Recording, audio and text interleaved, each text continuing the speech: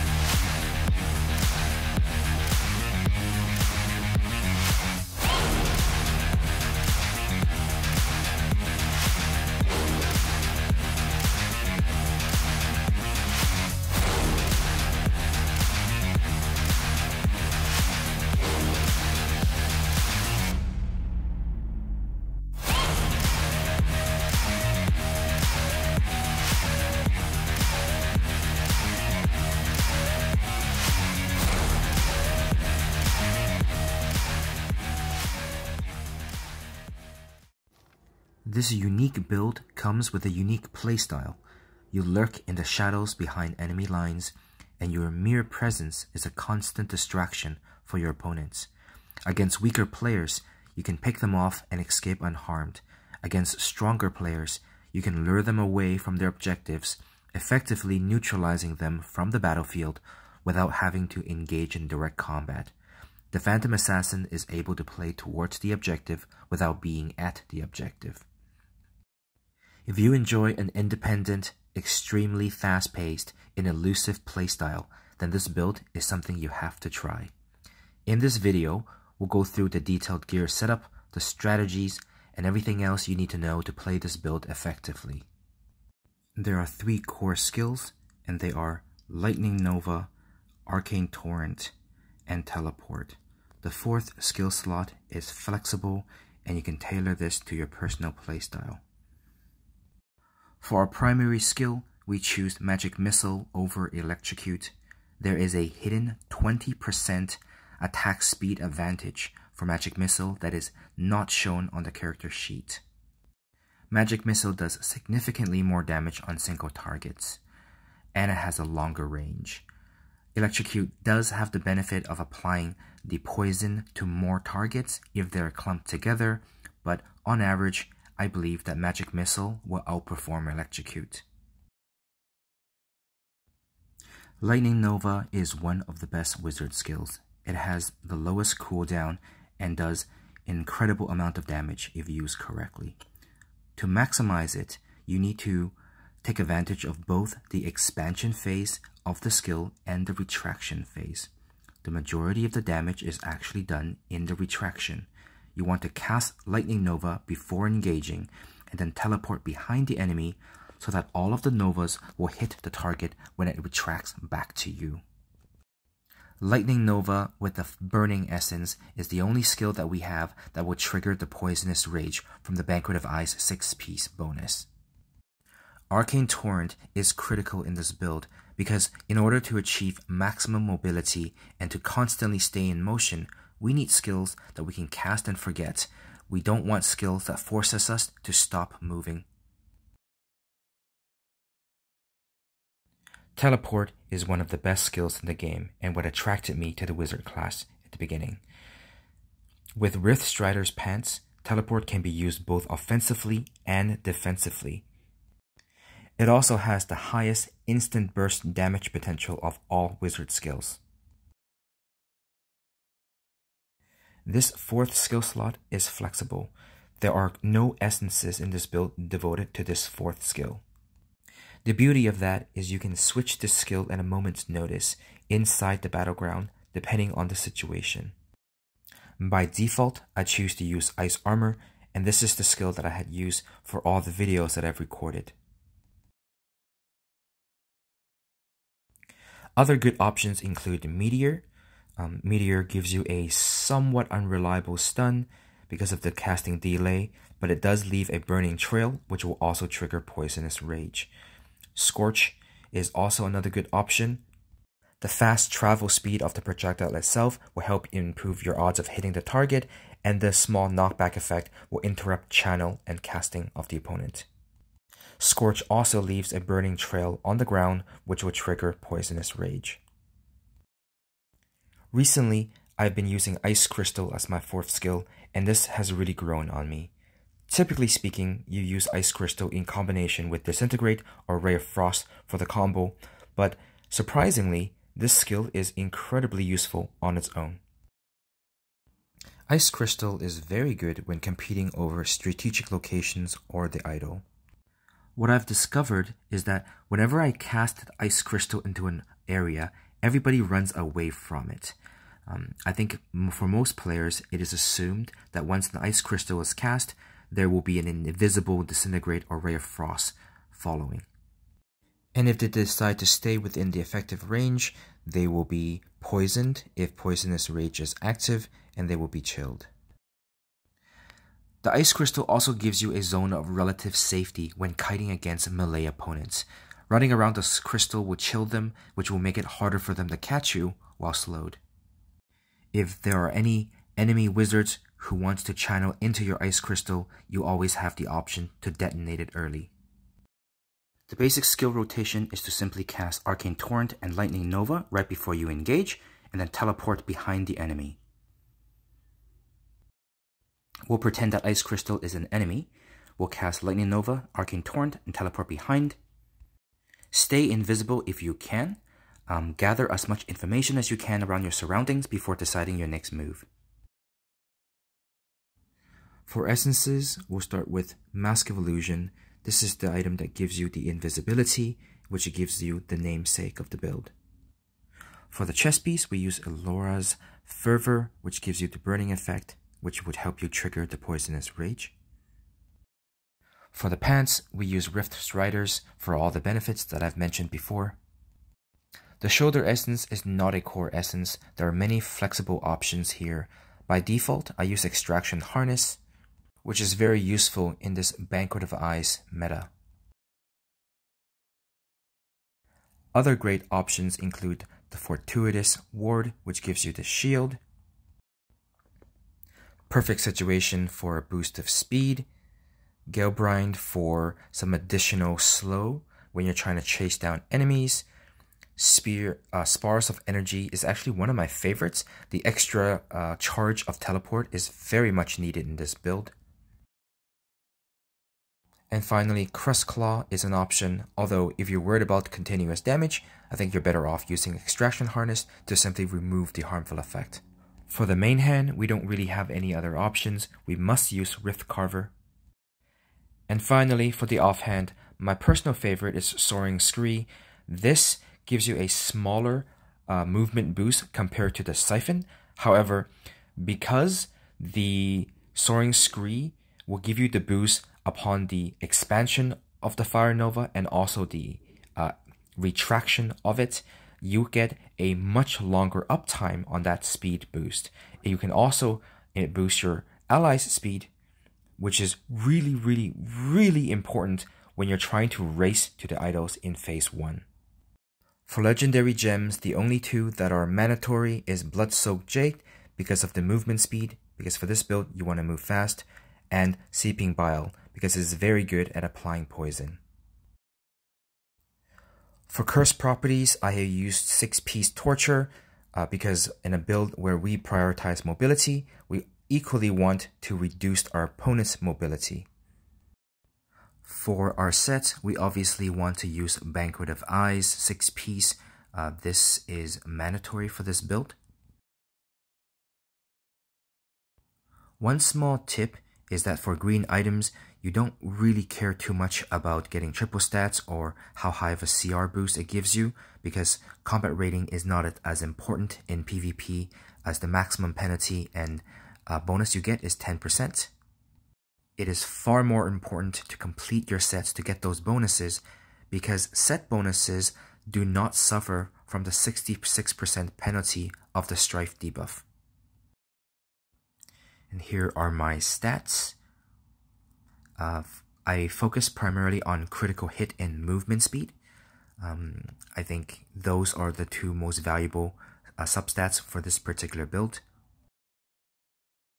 For Paragons, I have 100 in Gladiator and 100 in Soldier, as I do swap back and forth between those two. And for everything else, it doesn't really matter.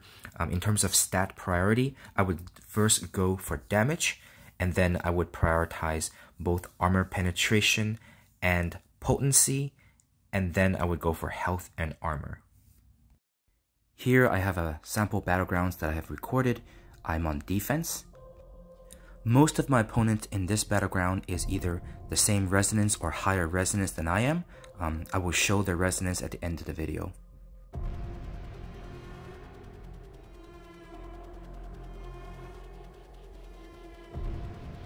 Here I'm casting Arcane Torrent, Lightning Nova, Ice Armor, and I'm teleporting in and staying invisible for as long as I can.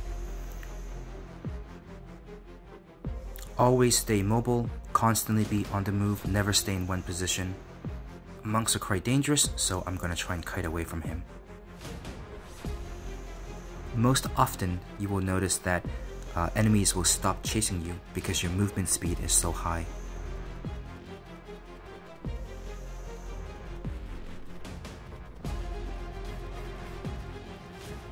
My cheat death has been triggered, so I'm switching over to Soldier.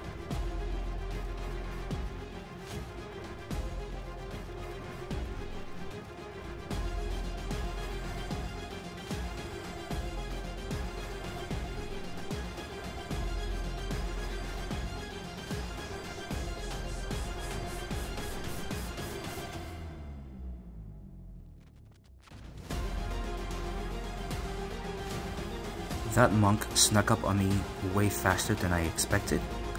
That was just a misplay on my part. I could have gotten away if I'd stopped bandaging.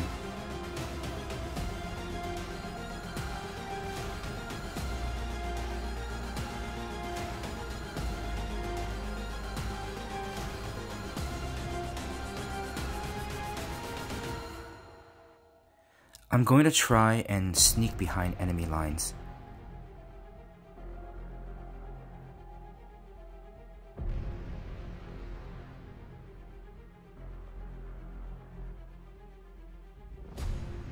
I'm gonna try and be a pest here and distract them and see how many people I can pull away from their objectives. It looks like 3 people have started to chase me, but they've turned around. So I'm gonna turn around and start poking at them again.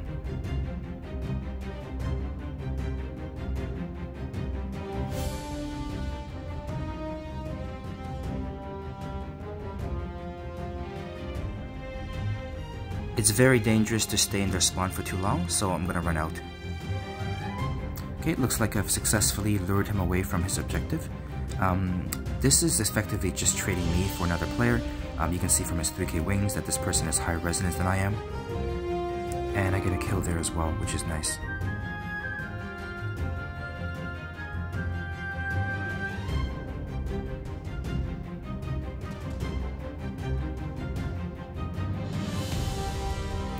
Here you can see the advantage of having very high movement speed.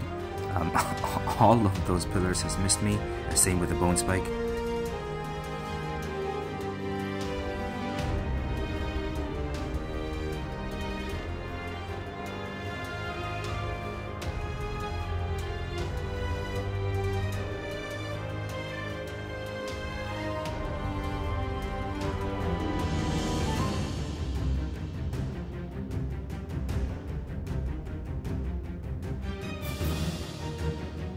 That was a terrible lag spike.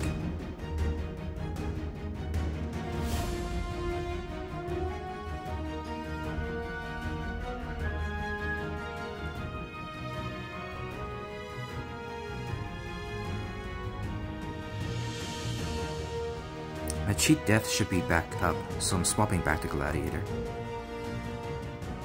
I'm gonna try and sneak into the back lines again. Success.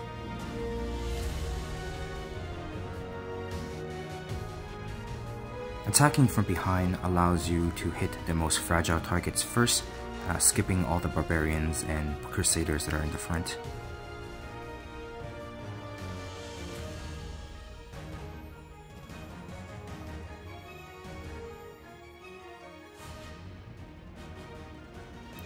Torture is very useful here.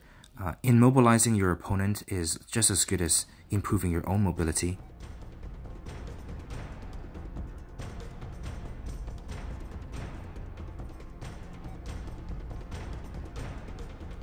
This build is very heavily reliant on teleport, so I have to wait here until teleporters cool down. I almost have 2 charge of teleport, so let's try to get back into the back line.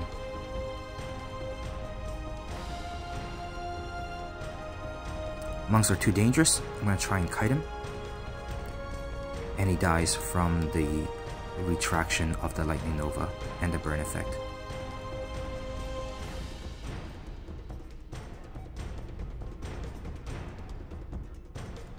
Let's backstab him again. Attacking the back line is very important because these ranged units are going to be supporting their front line, and if you peel them away, their front line is going to lose. Not to mention, I single-handedly pulled 5 of their 8 players away from the objective.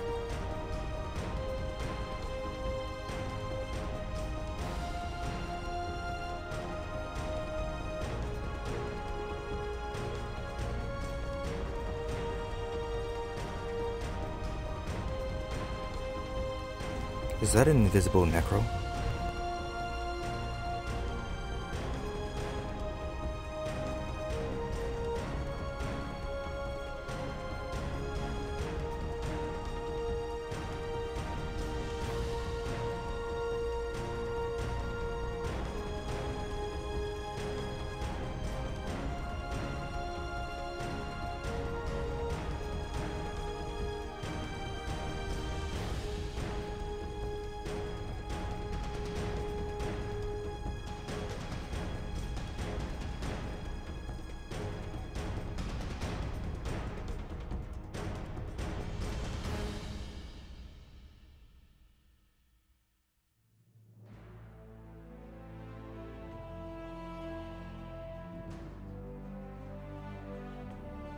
Another very successful backstab there. It's important to emphasize that these are not low resonance free-to-play players. Most of them are higher resonance than I am.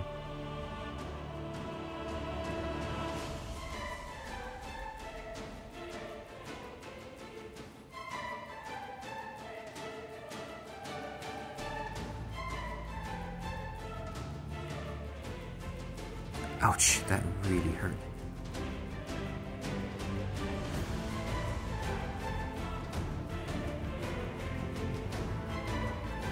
I'm dancing around a little bit here from the outside because I don't have teleport up yet, but now I do.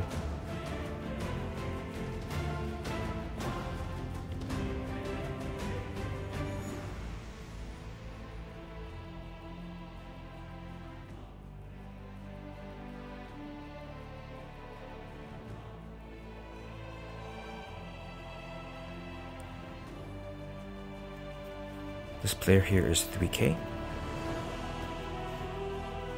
This monk has 3k wings, so he's definitely above 3k. This demon hunter should be about 3k as well. 2.9k. This necro, I believe, is a little lower than we are. Yeah, so 2k on him. And this next necro, I believe, is over 3k as well. Yeah, he has 3k wings, so he's 3.1k. And this barb is 2.8k, about the same as me. Let's take a look at my allies here. He's also at 3.1k. I think the resonance is quite fair between the two teams.